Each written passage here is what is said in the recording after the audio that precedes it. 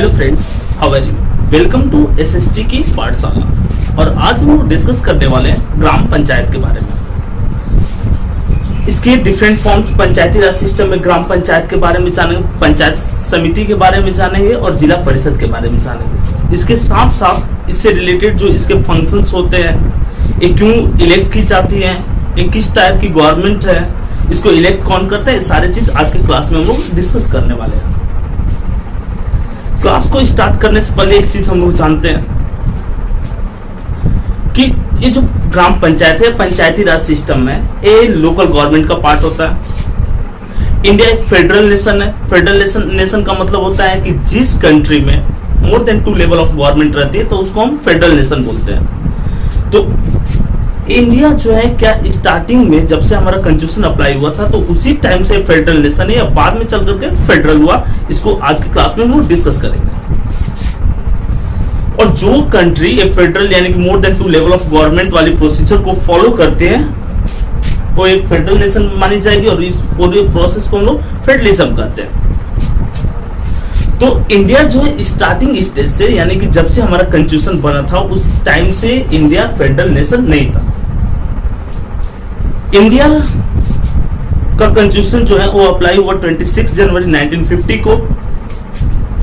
But federalism यानी कि जो third tier of government, local government की अगर बात करते हैं तो लोकल गवर्नमेंट वाली कॉन्सेप्ट जो है वो आई थी 1992 को। तो 1992 के बाद पंचायती राज वाला जो सिस्टम है इम्प्लीमेंट हुआ, जबकि कॉन्सेप्ट काफी पहले आ चुका था। तो इन सारी चीजों को आज की क्लास में हम लोग डिस्कस करने वाले हैं। पंचायती राज, पंचायती राज कहने का मतलब क्या हुआ? लोकल सेल्फ गवर्नमेंट जो है पंचायती राज का एग्जाम्पल है, जो विलेज लेवल पे, गांव में होते हैं, रूरल रीजन में। अर्बन रीजन में जो लोकल सेल्फ गवर्नमेंट में म्युनिसिपैलिटीज और वार्ड पार्षद वाला हो जाता है। तो आज की क्लास में हम लोग रूरल रीजन वाले में पंचायती राज सिस्टम को जानेंगे। PRI, पंचायती राज इंस्टीट्यूशंस, ठीक है, is a system of local self government. एक किस तरह का सिस्टम होता है? तो लोकल सेल्फ गवर्नमेंट की सिस्टम है। लोकल सेल्फ गवर्नमेंट का मतलब क्या हुआ कि सेंट्रल लेवल की गवर्नमेंट, उसके बाद आपकी स्टेट लेवल की गवर्नमेंट और लोकल लेवल की गवर्नमेंट, इन तीनों को एक एग्जांपल के थ्रू हम लोग समझते हैं कि अगर सपोज कीजिए कि मेरे घर के सामने का कोई बल्ब खराब है तो क्या कोई MP या MLA उसको सही करने आ सकता है? नहीं आ सकता। अगर मेरे लोकल रीजन में कोई प्रॉब्लम है तो उसको कौन सॉर्ट आउट करेगा? जो वहां का लोकल रिप्रेजेंटेटिव है, जो ग्राम पंचायत का है, ठीक है, या जो वार्ड पार्षद है, वो आपको उस चीज को सॉल्व करेगा। तो जो आपका एडमिनिस्ट्रेटिव सिस्टम है, जो हमारा कॉन्स्टिट्यूशन है, लोगों के राइट्स है, पॉलिसीज है, डेवलपमेंट है, एक ग्रास रूट तक आ जाए, इसीलिए पंचायती राज सिस्टम को इंट्रोड्यूस किया गया।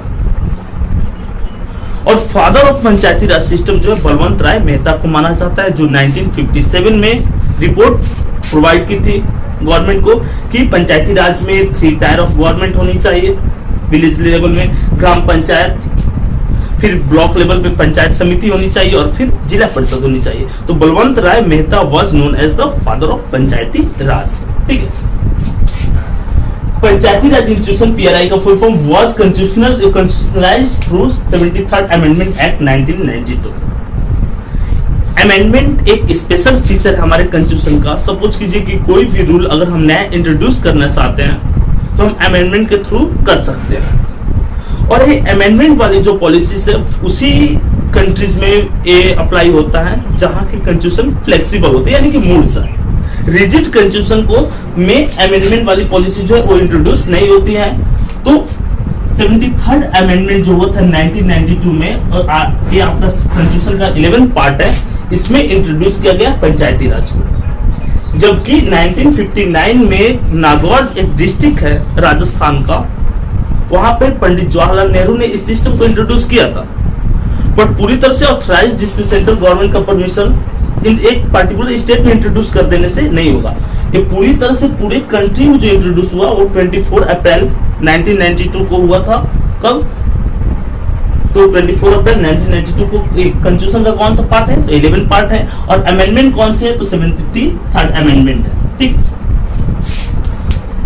Montagu Chelmsford reforms of 1919 transform the subject of local government. देखिए, इनसे पहले एक चेम्सफोर्ड की बात नहीं कर रहे हम लोग, इनसे पहले रिपन थे, उसके बाद मेडिवल टाइम में भी, एंशियंट टाइम में भी जो लोकल लेवल की गवर्नमेंट होती थी, जो रूलर होते थे, इंपेरर होते थे, उसके बाद एक लोकल एडमिनिस्ट्रेशन होती थी जो वहां के लोकल सिटीजन्स की डेवलपमेंट कर सकते।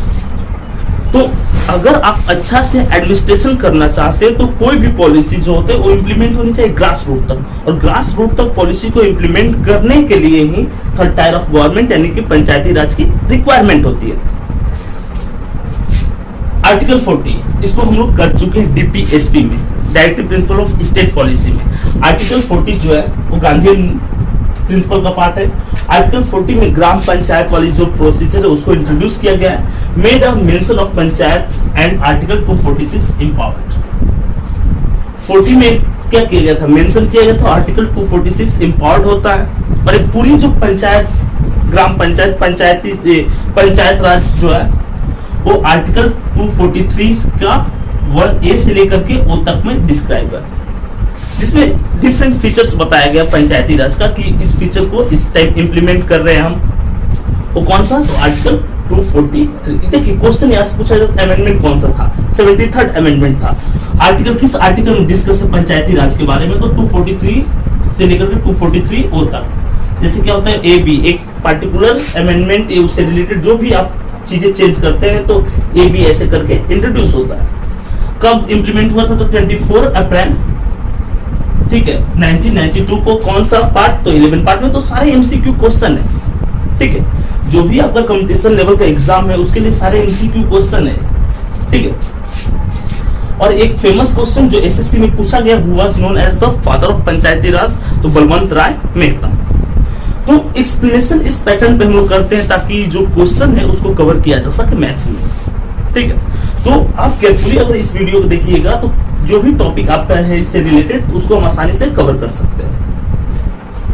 अब 3 टायर ऑफ गवर्नमेंट या 3 टायर सिस्टम जिसको हम लोग लोकल लेवल की गवर्नमेंट बोलते हैं, उसमें कौन कौन सा है, ग्राम पंचायत है, पंचायत समिति है और जिला परिषद है, ठीक है।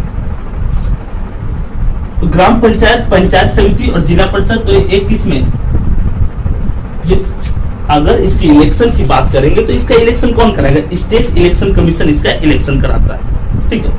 और एक स्टेट इलेक्शन कमीशन इसका इलेक्शन कराएगा एक किस चीज में डिस्कस है, तो क्या बोले थे यहाँ पर 243 से लेकर 243 तक है। तो 243 के आर्टिकल जो है उसमें डिस्क्राइब है पंचायती, जो पंचायत समिति है, ठीक है, ग्राम पंचायत है, जिला परिषद है, उसके इलेक्शन से रिलेटेड वाले जो प्रोसेस है वो डिस्क्राइब है, ठीक। ग्राम पंचायत जो है वो लोकल लेवल पे वर्क करते हैं। ग्राम पंचायत में यूनिवर्सल एडल्ट फ्रेंचाइज यानी वोटरों की संख्या मिनिमम 7000 होनी चाहिए। किसी एक पर्टिकुलर विलेज में भी इतने वोटर्स हो सकते हैं, या more than 5 to 10 village add करके इतने वोटर्स हो जाएंगे तो ग्राम पंचायत फॉर्म हो सकता है, ठीक है। लगभग 8 to 10 ग्राम पंचायत मिलकर के पंचायत समिति बनाती है और पंचायत समिति मिलकर के जिला परिषद बनाती है। तो ग्राम पंचायत का जो इलेक्शन होता है, तो ग्राम पंचायत के इलेक्शन में यूनिवर्सल एडल्ट फ्रेंचाइज पार्टिसिपेट करते हैं, यानी कि वो हर व्यक्ति जो 18 इयर्स के ज्यादा का है और जिसके पास वोटिंग राइट है वो क्या करता है, अपना लोकल रिप्रेजेंटेटिव को चूज करता है। क्लियर है। अगर पंचायत समिति की और ग्राम पंचायत का जो हेड होता है, किसी स्टेट में सरपंच ही हेड माना जाता है, बिहार जैसे स्टेट में मुखिया होता है ग्राम पंचायत का हेड, ठीक है। देखिए पंचायत समिति में यूनिवर्सल एडल्ट फ्रेंचाइज पार्टिसिपेट नहीं करता है। पंचायत समिति में जो इलेक्टेड मेंबर होते हैं ग्राम पंचायत के, वो उसके साथ साथ जिला परिषद के कुछ मेंबर्स जो जिला परिषद द्वारा अपॉइंट किए जाते हैं, बीडीओ, ठीक है, ये लोग मिल करके पंचायत समिति के जो हेड होता है, जो पंचायत सचिव जिसको कहा जाता है, उसको इलेक्ट करते हैं। क्वेश्चन पूछा गया था, ठीक है, कि who was the head of Panchayat Samiti, so the head of Panchayat Samiti was Panchayat Sachiv and the third one is Zila Parishad. अगर हम थर्ड पॉइंट की बात करते हैं, इन तीनों में सबसे बड़ा जिला परिषद होता है। तो जो थर्ड टायर है जिला परिषद, इसका जो हेड होता है वो जिला पार्षद होता है।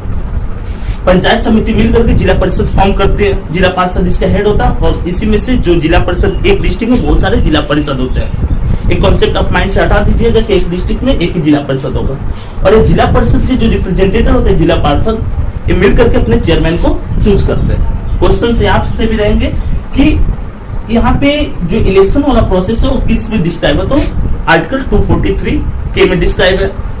रिप्रेजेंटेटिव कौन होता है, तो मुखिया होते हैं, कुछ कुछ स्टेट में सरपंच होते हैं। यहाँ पे पंचायत समिति का जो वो रिप्रेजेंटेटिव होता है पंचायत सचिव होता है। यूनिवर्सल फ्रेंचाइज पार्टिसिपेट नहीं करते हैं, बट इसके इलेक्शन में पार्टिसिपेट करते हैं, और पंचायत समिति मिलकर के जिला परिषद फॉर्म करते हैं। यहाँ तक आपका कॉन्सेप्ट क्लियर है। अगर कोई डाउट है तो आप पूछते रहिएगा कमेंट करके। अब कुछ स्पेशल फीचर्स क्या है ग्राम पंचायत में, देखिए जो 3 टायर हम लोग डिस्कस किए हुए हैं, सेंट्रल लेवल, स्टेट लेवल और लोकल लेवल। तो ऊपर की जो लेवल है सेंट्रल लेवल और स्टेट लेवल, इसमें वुमेन के लिए कोई भी सीट रिजर्व नहीं रहता है, जबकि 3rd टायर ऑफ गवर्नमेंट ग्राम पंचायत में 33% जो सीट्स हैं वो वुमेन के लिए रिजर्व है। एनसीईआरटी में दिया हुआ है लगभग 3 लाख रिप्रेजेंटेटिव है 3rd टायर में वुमेन लोग। 1/3 variety offices of chairperson at all levels reserve for women. 1/3 यानी लगभग 33% कोई भी चेयरपर्सन, जैसे पंचायत समिति में इलेक्टेड मेंबर्स की ही बात करते हैं तो उसमें 1/3 यानी 33% वुमेन होनी चाहिए। एक किसमें बोला गया है 2243D में।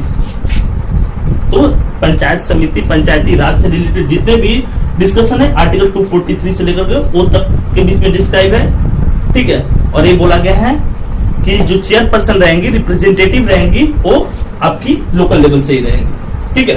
तो वुमेन रहेंगी 243B करता है इस चीज को। Panchayat to prepare plan for economic development, देखिए 3rd टायर ऑफ गवर्नमेंट जो इंट्रोड्यूस की गई थी, ये किस लिए इंट्रोड्यूस की गई थी, ताकि पंचायत जो है economic development different policies launch कर सके, लोकल लेवल के जो लोग हैं उनकी डेवलपमेंट कर सके, ठीक है।